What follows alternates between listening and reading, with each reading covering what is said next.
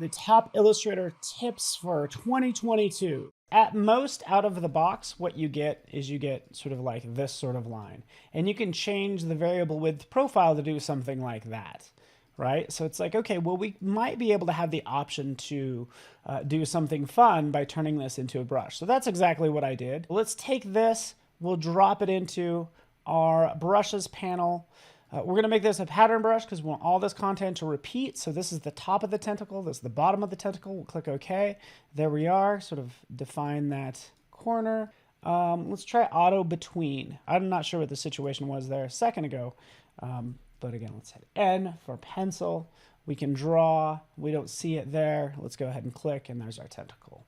Okay, so we can still play with the width profile. So we'll jump in, and now we have this cool, like, tentacle look, right? I'm just kind of, like, really into this, right? Now we can create something, like, more advanced. Draw, draw, draw. But now we have the problem when I draw on this side, I don't want the suction cups to be on top, right? So how do we do that? Well, we could take this same brush, duplicate it, and this second one right here, we'll double click, we'll change this. So this is going to be tentacle left.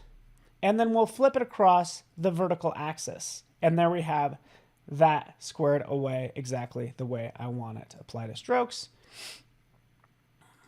And then change the uniformity. And now I can draw sort of tentacles coming from the left and the right. This also happens when you draw with the pencil tool. It says keep selected. That's part of your pencil tool options. I don't want it to keep it selected because I just want to start drawing new ones.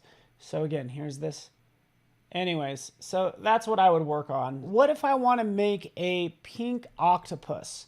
I can hit I for the eyedropper, right? Go up here. And again, since this is selected, I hit I and then I click, and it automatically fills it matches that complete style. So anytime you use the eyedropper, it's going to sample everything, right, and put it in there. But there are some little shortcut keys. If I just want to change the line to pink, hold down the shift key, click, and it changes the line. So the shift key will just sample the color and not the whole appearance. What if we want to do the reverse? You ready for this? So let's just say this is our lovely like seafoam green. We want to turn this blue into this green. So we'll hit I for eyedropper, and then we'll hold down the Option key, and this reverses it. If you hold down the Option key, it reverses. It says, hey, I'm going to take this green color and I'm going to put it in there just by holding down the Option key. Thank you so much for watching. Appreciate you guys.